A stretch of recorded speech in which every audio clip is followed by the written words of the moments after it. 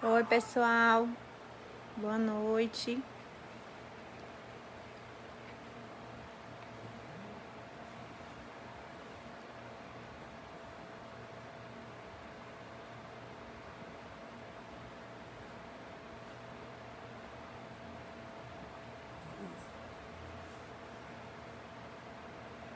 Boa noite, Eliane. Seja bem-vinda. Bárbara, boa noite. Sejam todos bem-vindos. Desculpe aí o meu atraso. Boa noite, Francisco. A gente estava aqui com um probleminha técnico, mas graças a Deus deu tudo certo. Boa noite, Carlos. Paz e bem. Sejam muito bem-vindos. Hoje o nosso estudo vai ser do capítulo 9, os itens 1, 2, 3, 4 e 5, que fala sobre injúrias e violências. Boa noite, Rosa. Vou esperar só mais um minutinho, porque como a gente teve um atraso, as pessoas estão chegando. E aí a gente já começa o nosso estudo dessa noite. Aqueles que quiserem colocar a sua água, a sua garrafinha, o seu copo, para fluidificar a água, vamos pedir a espiritualidade que fluidifique a água com todos aqueles elementos que a gente precisa, né? Cada um de nós precisa. E vamos iniciar o nosso estudo hoje, fazendo a leitura do capítulo 9, item 1, 2, 3, 4 e 5. Injúrias e violências. Bem-aventurados aqueles que são brandos, porque eles possuirão a terra. São Mateus, capítulo 5, versículo 5. Bem-aventurados os pacíficos, porque eles serão chamados filhos de Deus. Aprendestes o que foi dito aos antigos: não matareis, e todo aquele que matar merecerá ser condenado pelo julgamento. Mas eu vos digo que todo aquele que se encolerizar contra seu irmão merecerá ser condenado pelo julgamento. Que aquele que disser a seu irmão raca merecerá ser condenado pelo conselho. E que aquele que lhe disser sois louco merecerá ser condenado ao fogo do inferno. Versículo 21 e 22. Por essas máximas, Jesus faz da doçura, da moderação, da mansuetude, da afabilidade e da paciência uma lei. Condena, por conseguinte, a violência, a cólera e mesmo toda expressão descortês com respeito ao semelhante. Raca era entre os hebreus um termo de desprezo, que significava homem de má conduta, e se pronunciava escarrando e desviando a cabeça. Ele vai mesmo mais longe, uma vez que ameaça com o fogo do inferno aquele que disser ao seu irmão, sois louco. É evidente que aqui, como em toda circunstância, a intenção agrava ou atenua a falta. Mas em que uma simples palavra pode ter bastante gravidade para merecer uma reprovação tão severa. É que toda palavra ofensiva exprime um sentimento contrário à lei do amor e da caridade, que deve regular as relações dos homens e manter entre eles a concórdia e a união, que é um insulto à benevolência recíproca e à fraternidade, que entretém o ódio e a animosidade. Enfim, que depois da humildade para com Deus, a caridade para com o próximo é a primeira lei de todo cristão.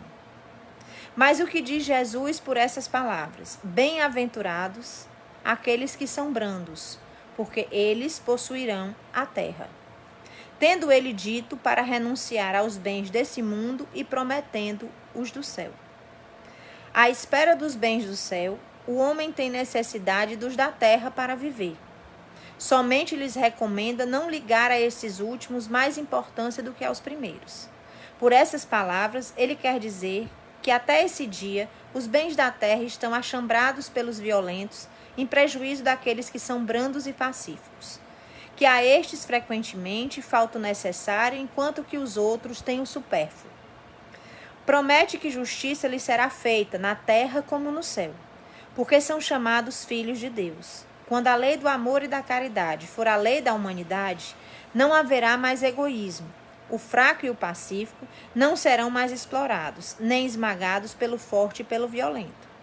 Tal será o estado da terra quando, segundo a lei do progresso e a promessa de Jesus, ela tornar-se um mundo feliz pela expulsão dos maus.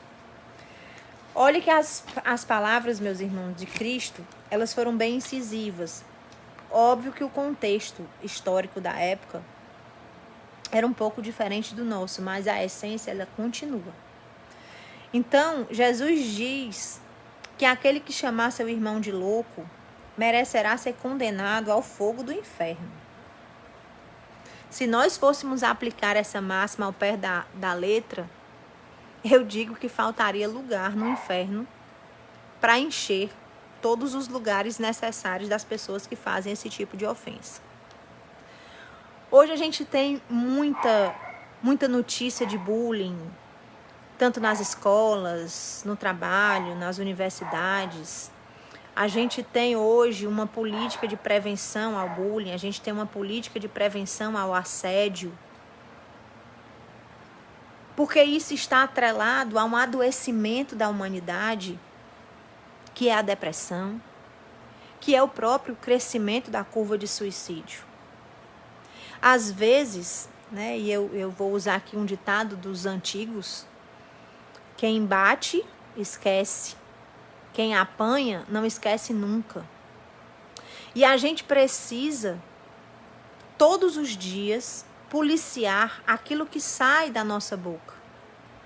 A gente precisa policiar todas as nossas atitudes e todas as nossas reações.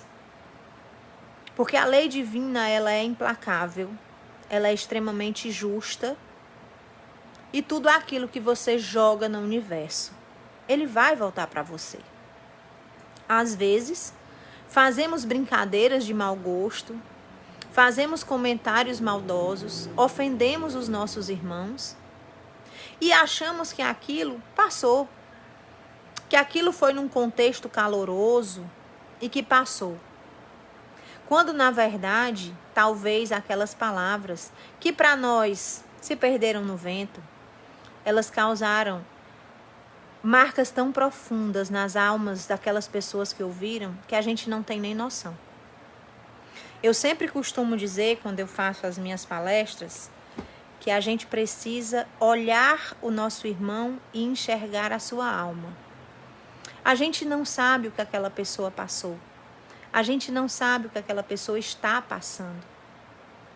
Talvez a pessoa chegue para trabalhar e esteja com um sorriso no rosto, mas tenha deixado um filho doente, ou tenha tantas contas para pagar que não saiba como vai administrar, esteja passando por uma situação complicada. A gente não sabe as rachaduras que existem nas almas das outras pessoas. Então, toda vida que a gente faz uma ofensa, a gente pode ser aquela trinca que faltava para o copo se despedaçar. E a gente não tem noção da potencialidade do que a gente fala. A gente não tem noção da potencialidade do que a gente faz. Infelizmente, os nossos irmãos que acabam querendo aplacar a sua dor pela via da abreviação da vida, eles não podem chegar para nós, na maioria das vezes, e nos dizer qual foi a dor lacinante que fez com que eles fizessem esse ato. Mas a gente sabe, por todo o histórico de estudos psiquiátricos, psicológicos, na área da saúde, que ninguém toma uma atitude dessa num estalar de um dedo. Existe uma cadeia. Existe algo que nos desencadeia essa dor tão profunda ao ponto de você querer que ela acabe de qualquer jeito. E muitos irmãos nossos acabam tomando atitudes extremas. Precisamos, não pelo medo de queimar no inferno, medir as nossas palavras e atitudes, Mas precisamos fazer isso porque o retorno do universo é implacável. Não podemos plantar tempestades e querer colher um tempo ensolarado. Não existe. E a cólera sempre gerará mais cólera. Assim como a mansidão, um dia aplacará a cólera. Porque se você leva um tapa, o seu adversário acha que vai levar um outro tapa. E se você lhe dá um beijo, ele será completamente desarmado, porque ele não esperava essa atitude. Se nós vamos lidar com a violência, se nós vamos lidar com ofensas, se nós vamos lidar com ingratidão, se nós vamos lidar com todas as coisas que nos fazem mal, que nos machucam, retribuindo na mesma moeda, é a mesma coisa que combater o fogo com fogo.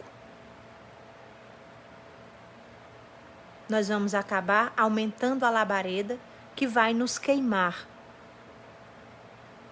Existe uma parábola que eu vi uma vez de um homem que tinha um inimigo na cidade, a qual ele tinha um antagonismo profundo e uma raiva desmedida. E esse inimigo dele tinha uma tenda que prosperava. E ele se dava ao trabalho de todo dia vigiar a vida do seu inimigo para saber por que ele prosperava. E a sua tenda não prosperava. Claro que não prosperaria. Ele se ocupava mais da vida do inimigo do que com a dele. E ele procura um feiticeiro e pede ao feiticeiro que lhe ensine algo que faça com que o seu inimigo pague por todo o mal que lhe fez. Ele quer vingança. E o feiticeiro pega e diz: acenda uma fogueira, deixe que as brasas queimem a noite inteira.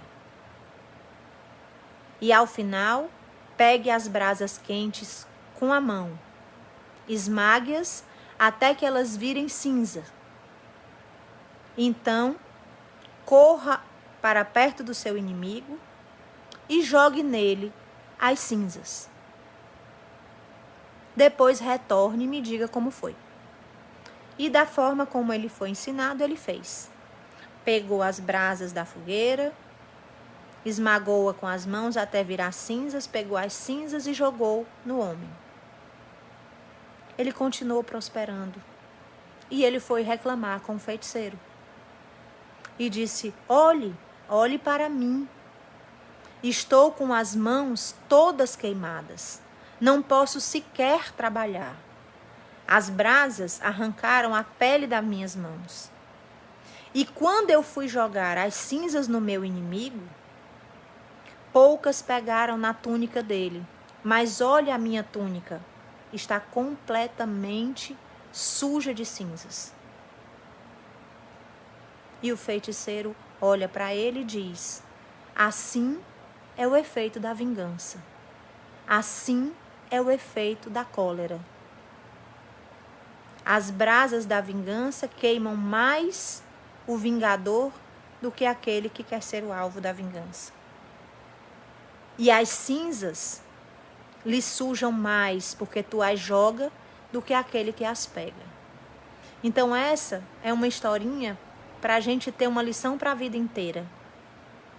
Se queremos retribuir algo, que seja amor, que seja paciência.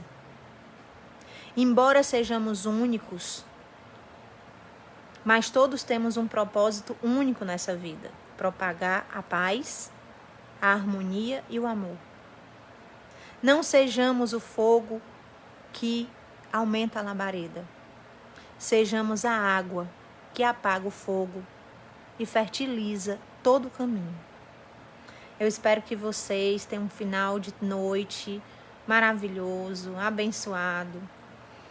Que nosso Mestre possa iluminar cada um de nós, o nosso coração ainda é uma criança para aprender a lidar com esse tipo de sentimento, com orgulho, com a cólera, com o sentimento de ingratidão.